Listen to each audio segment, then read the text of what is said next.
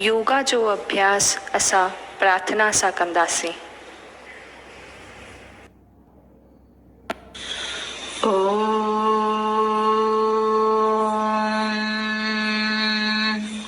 संगच्छध्वं संवदध्वं संवो मनांसि जानताम् देवा भागं यथा पूर्वे संजानाना उपासते।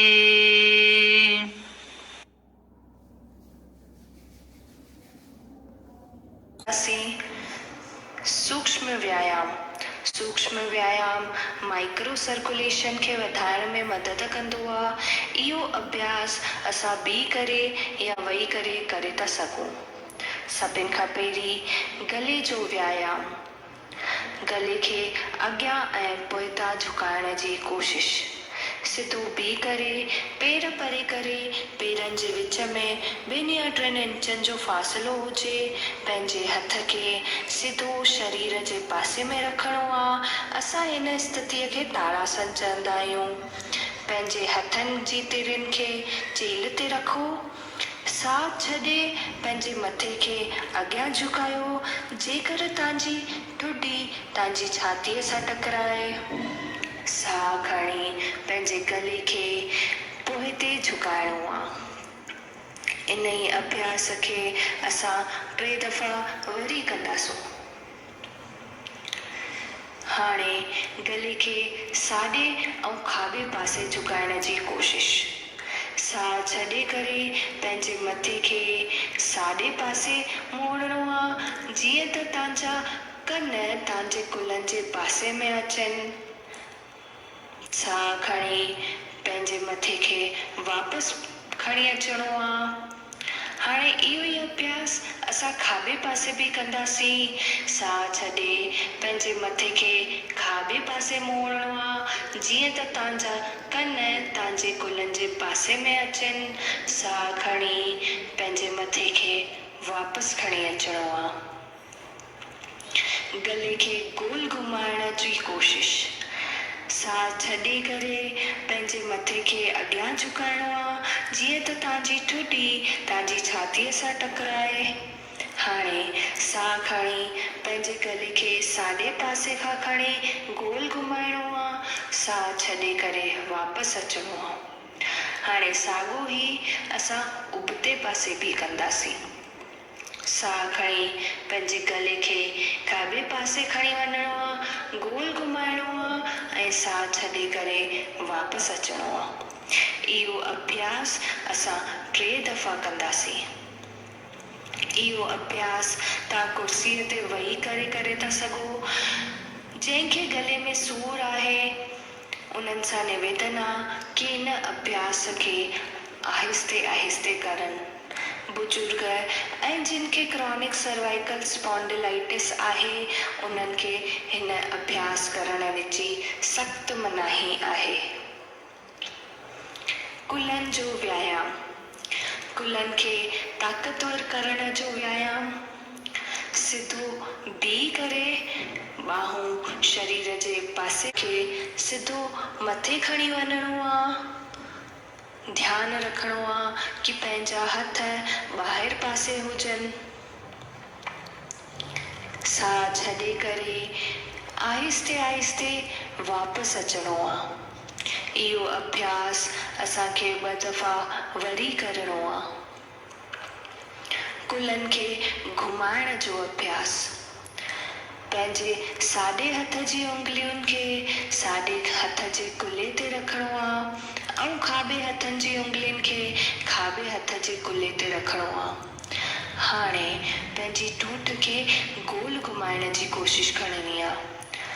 साह खणी अॻियां जी तरफ़ां मथे खणी वञिणो आहे ऐं साह छॾे हेठि खणी अचिणो आहे। इहो घुमाव अॻियां खां पोइतां खणी वञिणो आहे। साह खणी ठूठ खे अॻियां खणी अचो ऐं साह छॾे पुठियां खणी वञो। इहो अभ्यास असां 2 दफ़ा वरी कंदासीं। इन ई अभ्यास खे हाणे उल्टे तरीक़े सां करणो आहे। ठूठ खे उल्टे तरीक़े सां घुमाइणो आहे, पोइ हितां खां अॻियां खणी अचिणो आहे। हिन अभ्यास खे करण सां हॾियूं, मांसपेशियूं ऐं गले ऐं कुल्हनि जी नसियूं स्वस्थ थींदियूं आहिनि। इहो अभ्यास फ्रोज़न शोल्डर ऐं सर्वाइकल स्पॉन्डिलाइसिस वारनि लाइ मददगार साबित थींदो आहे। चील जो अभ्यास। पेरनि जे विच में 2 या 3 फुटनि जो फ़ासिलो रखो। हथनि खे सिधो कंधनि ताईं मथे खणी अचो, जीअं त तव्हां जूं हथेलियूं हिक ॿिए जे साम्हूं हुजनि। साह छॾे करे पंहिंजी चेल खे खाॿे पासे मोड़णो आहे, जीअं त साॼे हथ जूं हथेलियूं खाॿे कुल्हे ते अचनि। साह खणी वापसि अचिणो आहे। साॻियो ई अभ्यास असांखे साॼे पासे सां करणो आहे। इहो अभ्यास असांखे 3 दफ़ा वरी करणो आहे ऐं वापसि स्थितीअ में अचिणो आहे। ध्यानु इहो ॾियणो आहे कि अभ्यास आहिस्ता आहिस्ता करणो आहे। पुठीअ में सूर, डिस्क डिसऑर्डर या माहवारीअ जे दौरान हिन अभ्यास खे न करणो आहे। घुटननि जो व्यायाम। खणी पंहिंजी ॿाहुनि खे मथे खणी अचो, कंधनि ताईं।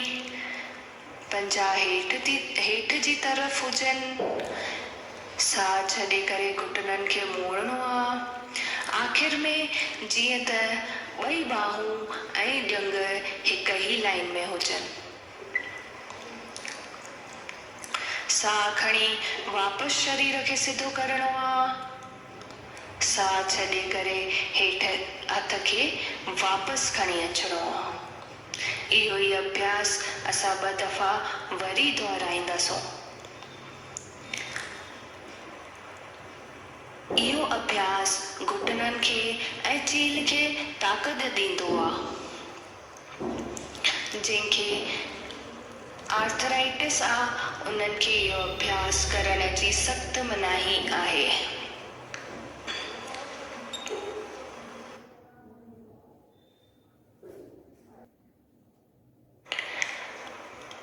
आसन। बीह करे करण वारा आसन। ताड़ासन, पाम पेड़ या पहाड़। तरीक़ो: सिधो बीह करे पेरनि जे विच में 2 इंचनि जो फ़ासिलो रखणो आहे। साह खणी पंहिंजी ॿाहुनि खे सिधो मथे खणी वञिणो आहे। पंहिंजी हथेलियुनि जी उंगलियुनि खे पाण में मिलाइणो आहे। पंहिंजी ॿाहुनि खे सिर जे मथां खणो ऐं पंहिंजे एड़ियुनि खे थोरो मथे खणो। पंहिंजी उंगलियुनि जे सहारे बीहणो आहे। पंजनि जी उंगलियुनि जे सहारे बीहणो आहे। 30 सेकंड ताईं इन स्थितीअ खे ईअं ई रखणो आहे।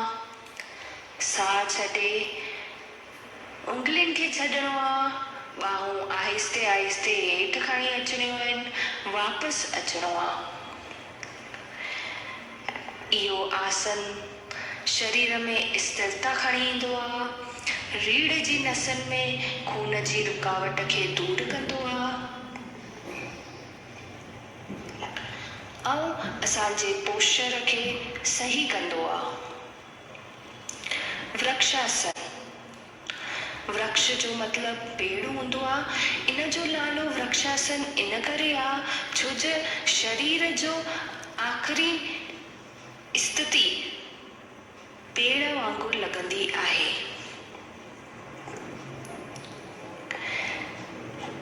सिधो बीह करे पेरनि जे विच में 2 इंचनि जो फ़ासिलो रखणो आहे। पंहिंजो ध्यानु सिधो हिक बिंदुअ ते केंद्रित करणी आहे। साह छॾे पंहिंजे साॼे पेर खे मोड़णो आहे। पंजो खाॿे जंग जे अंदर वारे भाग में रखणो आहे।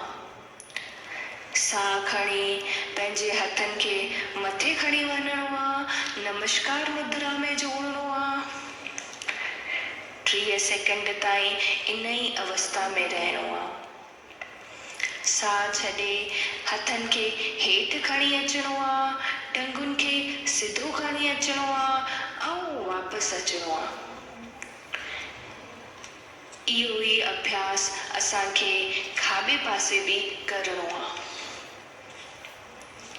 इहो अभ्यास करण सां असांजो मांसपेशियुनि जे तालमेल खे वधाईंदो आहे ऐं जागरूकता पैदा कंदो आहे। जंहिंखे अर्थराइटिस हुजे या चकर ईंदा हुजनि, उन्हनि खे इहो अभ्यास करण जी सख़्त मनाही आहे।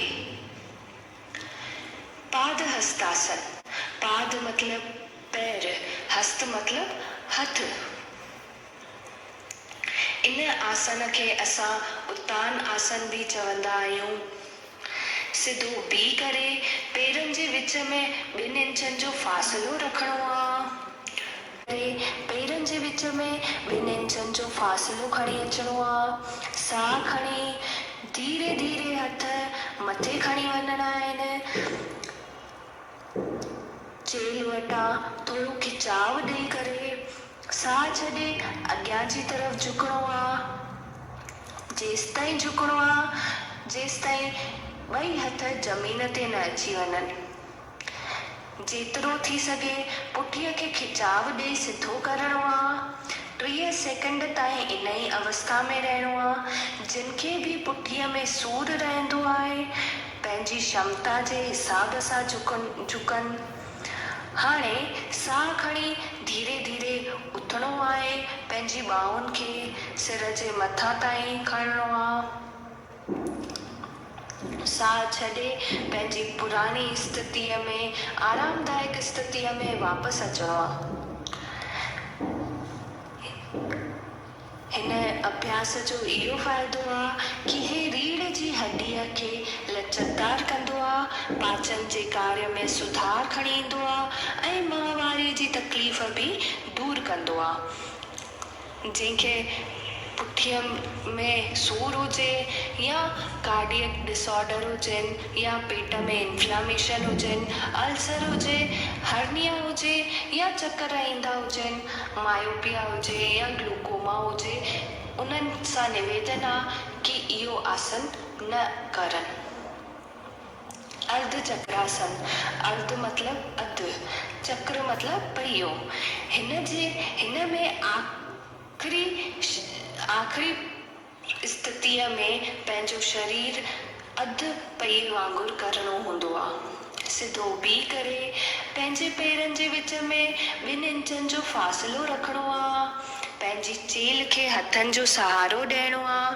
पंहिंजे मथे खे पुठियां खणी वञिणो आहे जीअं त गले जी मांसपेशियुनि में इज़ाव अचे। साह खणी पोइ ते झुकणो आहे पंहिंजी चेल खां। साह छॾे आरामदायक 30 सेकंड ताईं उन ई स्थितीअ में रहणो आहे। वरी साह खणी वापसि अचिणो आहे ऐं आरामदायक स्थितीअ में अचिणो आहे।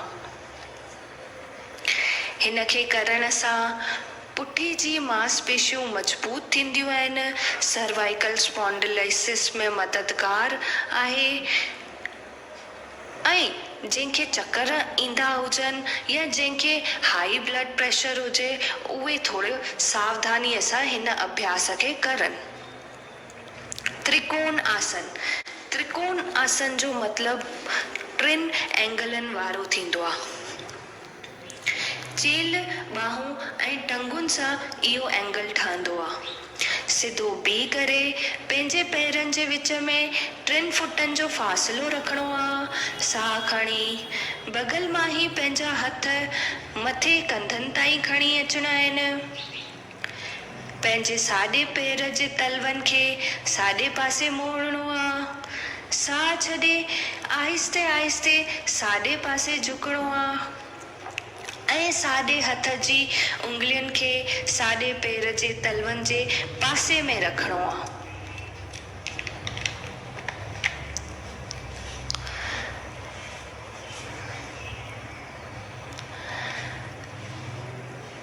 हाणे खाॿी बाह खे साॼी बाह जे सिध में खणी अचिणो आहे। खाॿी बाह जो पंजनि जो अॻियां तरफ़ मोड़णो आहे। पंहिंजे मथे खे मोड़े करे खाॿे हथ जी विची उंगलीअ ते ध्यानु केंद्रित करणो आहे। इन स्थितीअ खे असां 30 मिंट ताईं स्थिर कंदासीं। साह खणी आहिस्ते आहिस्ते मथे अचो ऐं साॻियो ई अभ्यास असां खाॿे पासे बि कंदासीं। रीढ़ जी हॾी पिंडली ॼंगुनि खे चेल जी मांसपेशियुनि खे मज़बूत कंदो आहे। फेफड़नि जी क्षमता खे वधाईंदो आहे। जंहिंखे स्लिप डिस्क हुजे या सियाटिका हुजे या जे पेट जी सर्जरी कराई हुजे उन्हनि खे इहो अभ्यास करण जी सख़्त मनाही आहे। ध्यानु इहो ॾियणो आहे, वधीक इज़ाव न करणो आहे। अगरि केरु पंहिंजे पेरनि जे तलवनि ताईं नथो वञी सघे त पंहिंजे घुटननि ताईं झुके।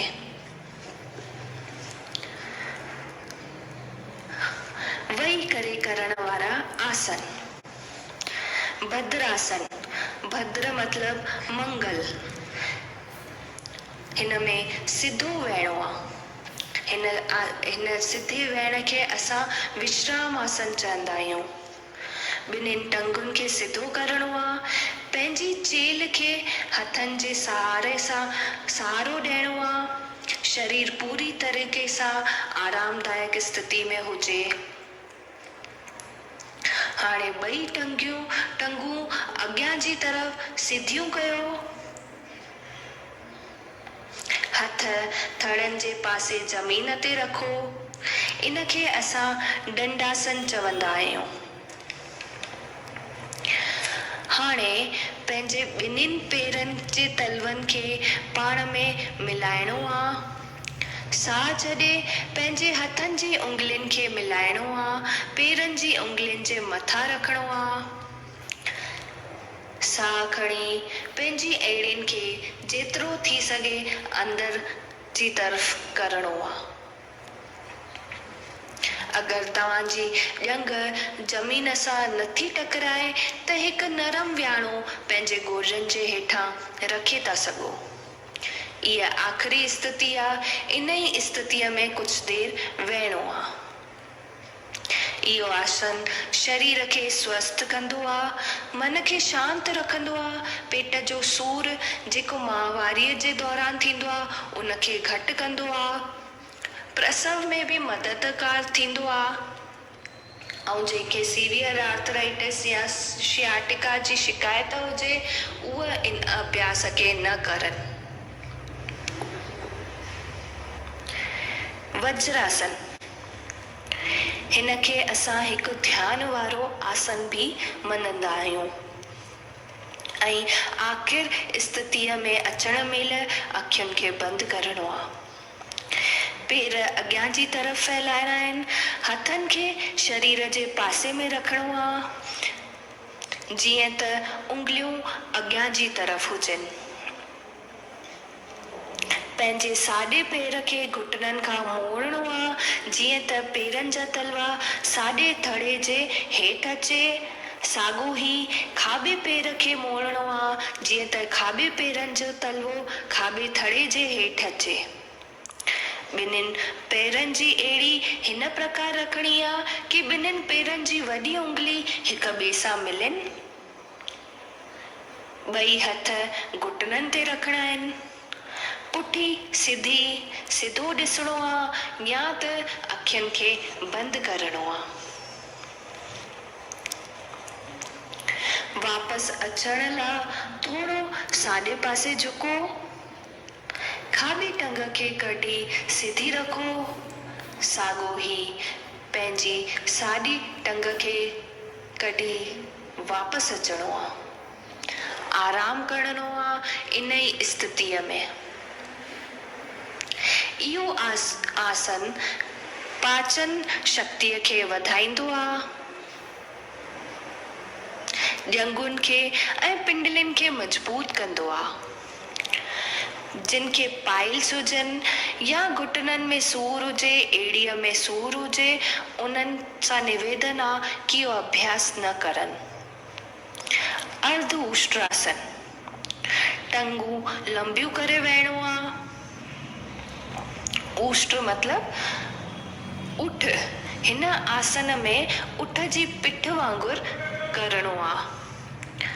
तरीक़ो, पहिरीं टंगू लंबियूं करे वेहणो आहे, पोइ दंडासन में अचणो आहे, पोइ पंहिंजा पेर मोड़े करे वज्रासन में अचणो आहे। हिन खां पोइ पंहिंजे घुटननि ते बीहणो आहे।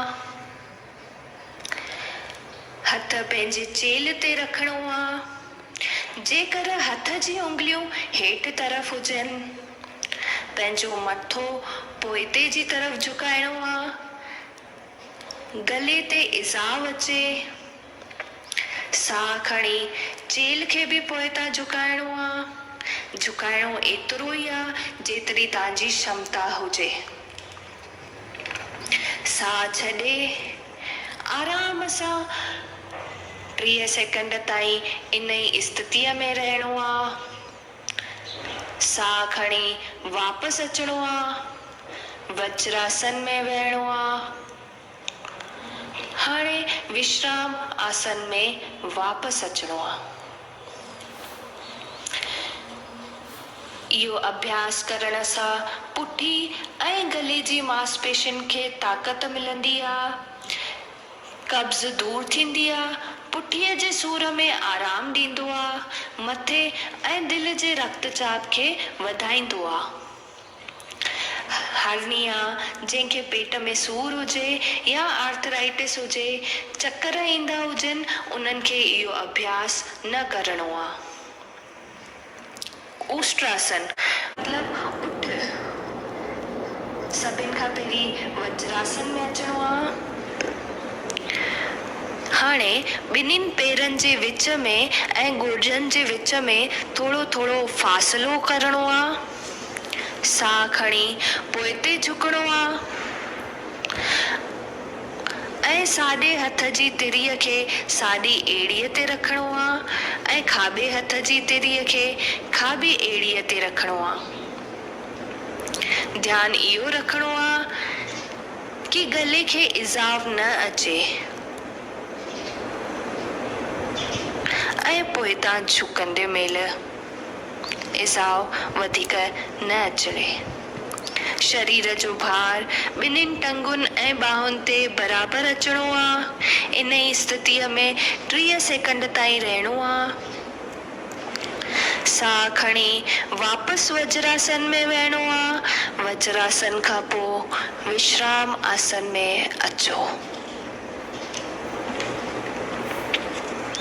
इहो अभ्यास अखियुनि जी दृष्टिअ लाइ तमामु सुठो हूंदो आहे। गले जे सूर पुठीअ जे सूर में मददगार थींदो आहे। पेट में ठंडक ॾींदो आहे। वजन घटि कंदो आहे। पाचन जी दिक़त में मददगार साबित थींदो आहे। जंहिंखे हार्ट डिज़ीज़ हुजे या हर्निया हुजे, उन्हनि खे इहो आसन करण जी सख़्त मनाही आहे। शशांक आसन। शशांक जो मतलब खरगोश वांगुरु हिकु जानवर थींदो आहे। तरीक़ो, पहिरीं दंडासन में अचो, पोइ वज्रासन में वेहणो आहे। ॿिन्हिनि गोॾनि में थोरो फ़ासिलो रखो, जीअं त वॾी उंगली पेरनि जी हिक ॿिए सां मिलनि। साह खणी हथेलियुनि खे गोॾनि ते रखो। साह छॾे ॿाहूं लंबी करे आहिस्ते आहिस्ते अॻियां झुकणो आहे, जीअं त पंहिंजी ठुडी ज़मीन ते अचे। साम्हूं ॾिसणो आहे। इन स्थितीअ में थोरी देरि असांखे रहणो आहे। हाणे आहिस्ते आहिस्ते वज्रासन में अचणो आहे। दंडासन में अचणो आहे। ऐं विश्राम आसन में अचिणो आहे। इहो आसन तनाव खे घटि कंदो आहे, पेट साफ़ कंदो आहे, पाचन शक्तिअ खे वधाईंदो आहे ऐं पुठीअ जे सूर में आरामदायक साबित थींदो आहे। जंहिंखे पुठीअ जो सूर हुजे या घुटननि जो सूर हुजे, उन्हनि खे इहो अभ्यास करण जी सख़्त मनाही आहे। उत्तान मंडूक आसन, सिधो मेंढक वांगुर। इहो आसन सिधो मेंढक सां मिलंदो आहे। इहो आसन सिधे मेंढक सां मिलंदो आहे। तरीक़ो, वज्रासन में वेहणो आहे। ॿिन्हिनि गोॾनि में थोरो फ़ासिलो रखिणो आहे, जीअं त पेरनि जी उंगली हिक ॿिए सां मिलनि। साॼी ॿांह खे मथे खणी वञिणो आहे, ईअं ठूठ खां मोड़णो आहे, पोइ हिते खाॿे पासे कुल्हे जे मथां रखिणो आहे, जीअं त साॼे हथ जी हथेली खाॿे कुल्हे ते अचे, तीअं ई खाॿी ॿांह खे मोड़े करे खाॿे हथ जी उंगली खाॿे कुल्हे साॼे कुल्हे ते अचे। इन स्थितीअ में हुजो थोरी देरि। हाणे आहिस्ते आहिस्ते उल्टे तरीक़े सां वापसि अचिणो आहे। विश्राम आसन में आराम करणो आहे। इन अभ्यास सां पुठी ऐं गले जे सूर में, जंहिंखे सर्वाइकल स्पॉन्डिलोसिस हुजे, उन में मददगार साबित थींदो आहे। फेफड़नि जी क्षमता खे वधाईंदो आहे ऐं जंहिंखे ॾाढो घुटननि में सूर हुजे, उन्हनि खे इहो आसन करण जी सख़्त मनाही आहे। वक्रासन, जंहिंमें शरीर खे घुमाइणो आहे। साॼे पेर खे मोड़े साॼे पेर जी तिरी खाॿे पेर जे गोॾे पासे रखिणो आहे। पंहिंजे खाॿे हथ खे साॼे घुटने खां खणी अचिणो आहे ऐं साॼे पेर जी वॾी उंगलीअ खे पकड़णो आहे। साॼे हथ खे पोइता खणी वञिणो आहे, हथेलियुनि खे ज़मीन ते रखिणो आहे।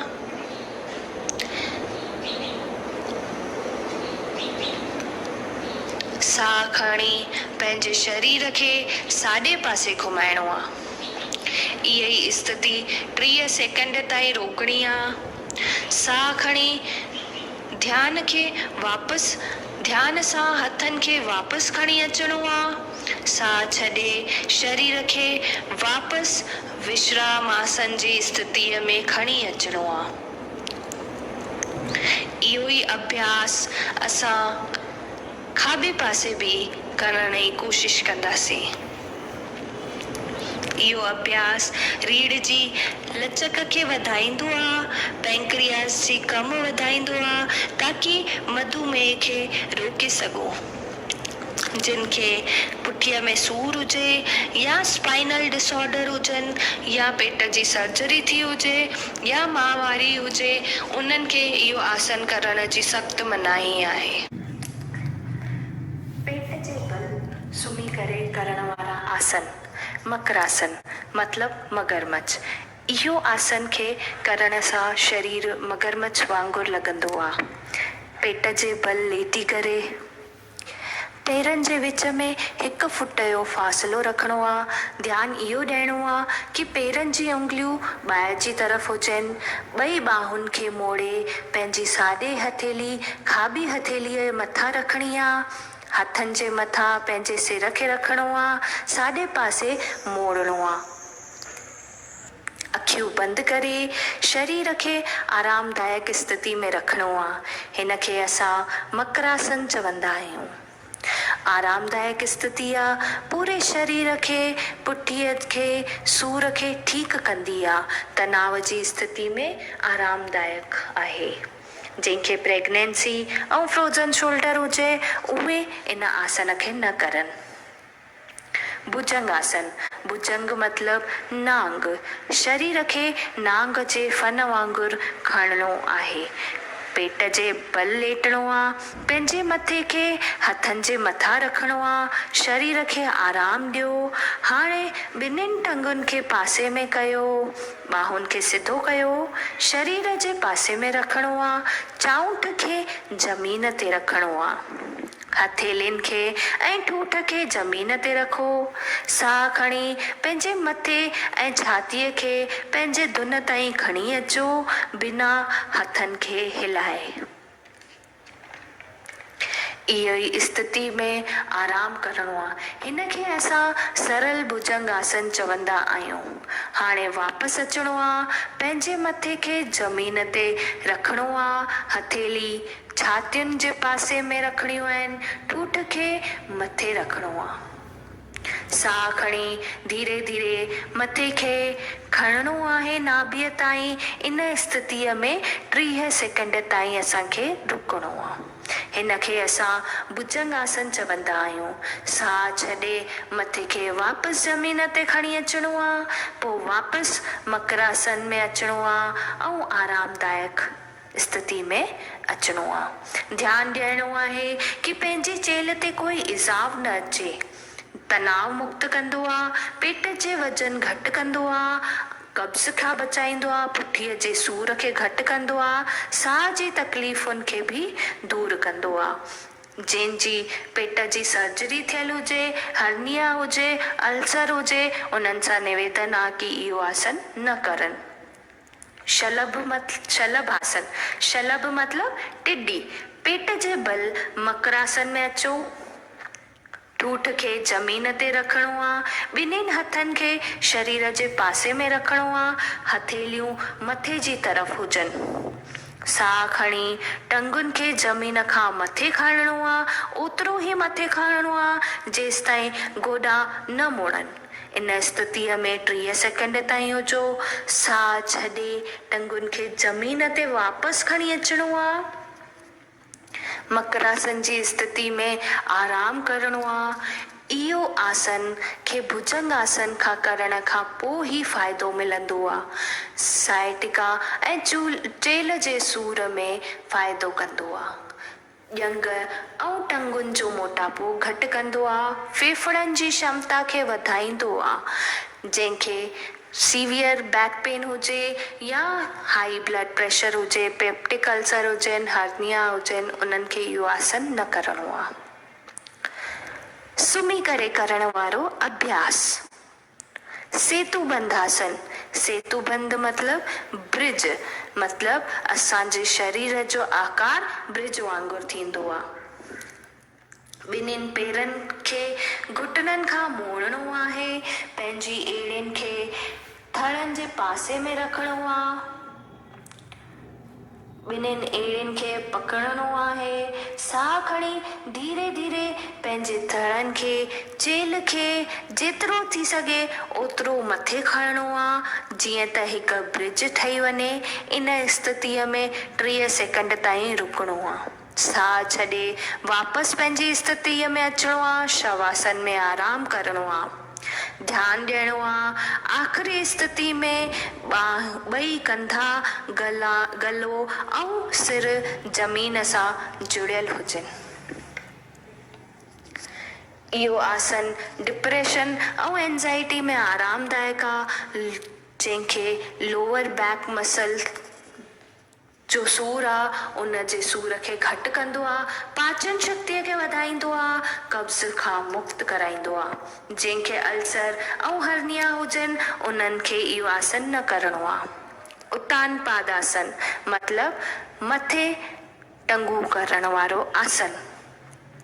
पुठीअ जे बल लेटणो आहे।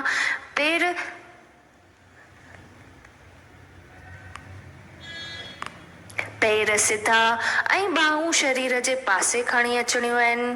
साह खणी धीरे धीरे पंहिंजी टंगुनि खे मथे 30 डिग्रीअ ताईं खणणो आहे। ध्यानु रखणो आहे कि गोॾा न मोड़नि। 30 सेकंड ताईं इन ई स्थितीअ में रहणो आहे। साह छॾे पंहिंजे पेरनि खे आहिस्ते आहिस्ते हेठि ज़मीन ते खणी अचो। शवासन में आराम करणो आहे। इहो आसन दुन ते मणिपुर चक्र हूंदो आहे उनखे स्थिर कंदो आहे। पेट सूर आम पाचन शक्ति ख़राब या दस्तनि सां निजात ॾींदो आहे। पेट ऐं चेल जी मांसपेशियुनि खे ताक़त ॾींदो आहे, तनाव मुक्त कंदो आहे। जंहिंखे हाई ब्लड प्रेशर हुजे या पुठीअ में सूर हुजे उन्हनि खे इहो आसन न करणो आहे। अर्ध हलासन तरीक़ो पुठीअ जे बल लेटणो आहे। पंहिंजा हथ शरीर जे पासे में ज़मीन ते रखणा आहिनि। साह खणी आहिस्ते आहिस्ते पंहिंजी टंगुनि खे हिकु साथ खणी अचिणो आहे। बिना गोॾे मोड़े 90 डिग्रीअ ताईं खणी अचो। शरीर चेल खां कुल्हनि ताईं हिक ई सीध में हुजणु खपे। 30 सेकंड ताईं इहा ई स्थिति में हुजो। साह छॾे पंहिंजी टंगुनि खे आहिस्ते आहिस्ते हेठि खणी अचो बिना मथे खे हिलाए। शवासन में आराम कयो। इहो आसन कब्ज़ खे दूर कंदो आहे, बीपी वारनि लाइ मददगार हूंदो आहे ऐं जंहिंखे पुठीअ में सूर आहे उन्हनि सां निवेदन आहे कि ॿई टंगूं हिकु साथ न खणी अचनि, हिक खां पोइ हिक टंगुनि खे मथे खणनि। पवन मुक्त आसन इहो आसन शरीर में आंव खे कढंदो आहे। तरीक़ो पुठीअ जे बल लेटणो आहे। पंहिंजे ॿिन्हिनि घुटननि खे मोड़ंदासूं। साह छॾे पंहिंजे घुटननि खे छातीअ जे पासे खणी ईंदासूं। साह खणी पंहिंजी हथेलियुनि जी उंगलियुनि खे मिलाए करे टंगुनि ते रखंदासूं। साह छॾे पंहिंजे मथे खे खणी पंहिंजी ठुडीअ खे घुटननि सां मिलाइण जी कोशिशि कंदासूं। इन आसन खे असां पवन मुक्त आसन चवंदा आहियूं। हाणे पंहिंजे मथे खे वापसि ज़मीन ते खणी अचिणो आहे। साह छॾे पंहिंजी टंगुनि खे वापसि ज़मीन ते सिधो करिणो आहे ऐं शवासन में अचिणो आहे। ध्यानु रखिणो आहे जंहिं महिल तव्हां पंहिंजे घुटननि खे नक या मथे सां मिलाइण जी कोशिशि कंदा आहियो त चेल में इज़ाव न अचणु खपे। अखियूं बंदि करे तव्हां इहो ध्यानु करिणो आहे। फ़ाइदो इन आसन सां कब्ज़ दूर थींदी आहे, आंव घटि थींदो आहे, पाचन प्रक्रिया वधंदी आहे ऐं मांसपेशियूं मजबूत थींदियूं आहिनि। एब्डोमिनल इंजरी या हर्निया, साइटिका, बैक पेन या प्रेगनेंसी जंहिंखे हुजे उन्हनि सां निवेदन आहे कि इहो आसन न कनि। शवासन शव मतलब मृत शरीर। तरीक़ो पुठीअ बल लेटणो आहे। ॿाहूं ऐं टंगुनि में फ़ासिलो रखिणो आहे। हथेलियूं मथे जी तरफ़ हुजनि, अखियूं बंदि हुजनि। हिन स्थितीअ में आराम करिणो आहे। साह जे प्रति ध्यानु ॾियणो आहे। इन ई स्थिति में रहणो आहे जेसि ताईं तव्हां आराम महसूसु न कयो। इहो आसन असांखे तनाव ऐं चिंता मुक्त कंदो आहे। शरीर सां गॾु मन खे ऐं आत्मा खे बि शांती मिलंदी आहे। मन खे ॿाहिरी दुनिया जी माया खां मोड़े करे अंदरि शांति चित में खणी ईंदो आहे। कपालभाति कहिड़ी बि ध्यानात्मक स्थिति में अचो, चाहे पद्मासन हुजे, सुखासन हुजे या वज्रासन हुजे। आरामदायक स्थिति में वेहणो आहे। अखियूं बंदि करणियूं आहिनि। ॿिन्हिनि नकनि सां साह खणी करे छातीअ खे फुलाइणो आहे। हाणे पेट जी मांसपेशियुनि जी मजबूत टकराव सां साह छॾणो आहे ऐं साह खणणो आहे। इज़ाव न ॾियणो आहे। ज़ोर आज़माइश सां साह खणणो आहे ऐं साह छॾणो आहे। इहो बिना रुके 30 दफ़ा करिणो आहे। इहो 30 दफ़नि जो हिकु दौर चवाराईंदो आहे। ईअं ई असांखे 2 दौर ॿिए बि करणा आहिनि। जेको साधक पहिरियों दफ़ो थो करे उन्हनि खे ध्यानु रखिणो आहे कि शुरूआती 20 दफ़ा करणा आहिनि। फ़ाइदो कपालभाति मुंहं में हवा जी जेकी नली आहे उनखे साफ़ कंदो आहे ऐं बलगम वारनि रोगनि खां मुक्त कराईंदो आहे। सर्दी, rhinitis, sinusitis, asthma, bronchial infection खे ठीकु कंदो आहे। चहिरे ते चमक आणंदो आहे। दिमाग़ दिमाग़ खे तेज़ वधाईंदो आहे। Cardiac condition, hernia, stroke, pregnancy, gastric ulcer, migraine, epilepsy वारनि खे इहो न करणो आहे। और अनुलोम विलोम, हिन जी ख़ासियत इहा आहे कि मतबादल साह खणणो आहे, साॼे ऐं खाॿे नक सां साह बिना रोके या रोके करे। तरीक़ो, कहिड़ो बि आरामदायक स्थिति में अचो, अखियूं बंदि करे पुठी सिधी ऐं सिर सिधो करणो आहे। गहरो सांस खणी पंहिंजे शरीर खे आरामदायक करणो आहे। हाणे पंहिंजे खाॿे हथ जूं हथेलियुनि खे खाॿे गोॾनि ते रखणो आहे ज्ञान मुद्रा में, ऐं साॼे हथ जे हथेलियुनि सां नासिका ग्रह मुद्रा ठाहिणी आहे। हीअ मुद्रा कीअं ठाहिबी? हिन हथेलीअ जी टी उंगली ऐं चीच खे नक सां दॿाइणो आहे, नक जे खाॿे पासे रखणो आहे ऐं विची ऐं पहिरीं उंगली खे मोड़े करे रखणो आहे, जीअं त तव्हांजो अंगूठो नक जे साॼे पासे अचे। पहिरीं खाॿे पासे जे नक खे खोलणो आहे, उतां साह खणणो आहे, पोइ विची उंगली ऐं चीच सां बंदि करणो आहे ऐं अंगूठे खे छॾणो आहे। साॼे पासे खां साह छॾणो आहे ऐं पोइ उतां ई साह खणणो आहे। वरी साॼे पासे वारे नक खे बंदि करे खाॿे पासे वारे नक खे खोलणो आहे ऐं साह छॾणो आहे। इहो हिकु दौर आहे। ईअं ई 4 दफ़ा ॿिए बि करणो आहे।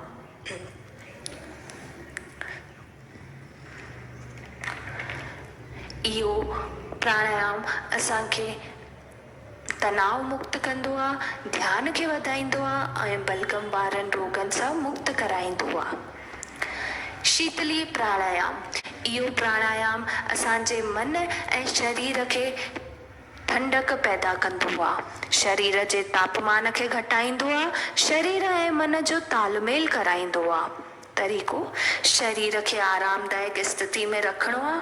पंहिंजे हथेलियुनि सां ज्ञान मुद्रा या अंजलि मुद्रा गोॾनि ते रखणी आहे।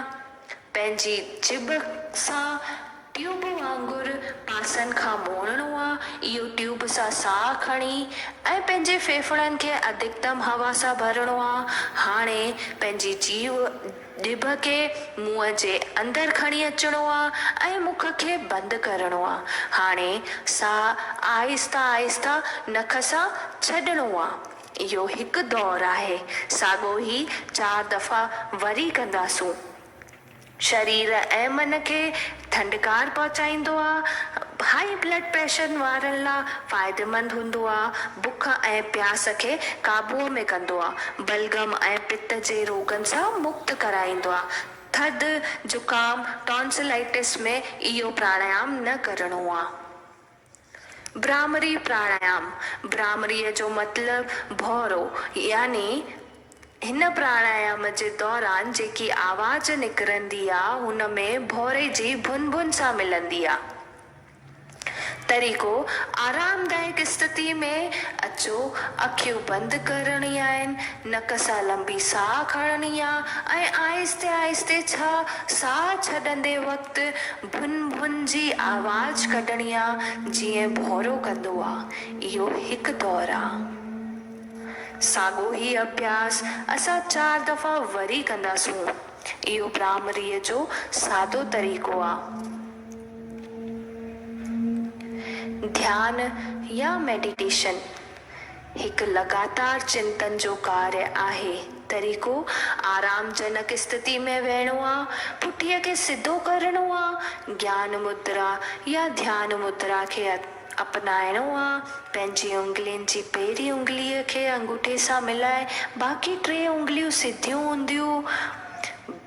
ॿिन्हिनि हथेलियुनि खे ॼंग ते रखणो आहे, अखियुनि खे बंदि करणो आहे। तव्हांखे वधीक ध्यानु न करणो आहे, सिर्फ़ु थोरो ध्यानु ॿिन्हिनि बाहुनि जे विच में अचे। साह ते ध्यानु ॾियणो आहे, विकारनि वारी सोच खे कढणो आहे ऐं सुठी सोच खे अपनाइणो आहे। क्षमता जे अनुसार ई विहणो आहे। ध्यानु ॾाढो महत्वपूर्ण अंग आहे योगा जो। इहो विकारनि वारे वीचार, गुस्सो, तनाव इन्हनि सभिनि खे दूर कंदो आहे ऐं सुठनि वीचारनि खे प्रवाह कंदो आहे। शरीर ऐं मन खे शांत कंदो आहे, दिमाग़ तेज कंदो। मेडिटेशन पंहिंजे पाण खे सुञाणण जी हिकु अजब तरीक़ो आहे। हाणे असां संकल्प खणंदासूं। असांखे हमेशह पंहिंजे मन खे संतुलन में रखिणो आहे। इन सां ही असांजी आत्मा जो उद्धार थींदो। मां पंहिंजे कर्तव्य खुद जे प्रति, परिवार जे प्रति, कम लाइ, समाज लाइ, पूरे जान जी शांति, आनंद ऐं स्वास्थ्य लाइ समर्पित कयां थी।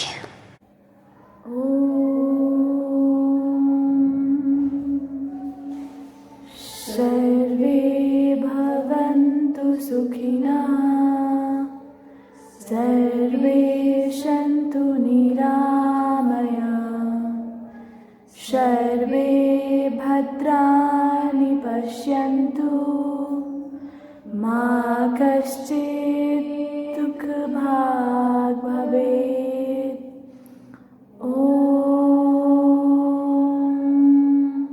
शांति शांति शांति।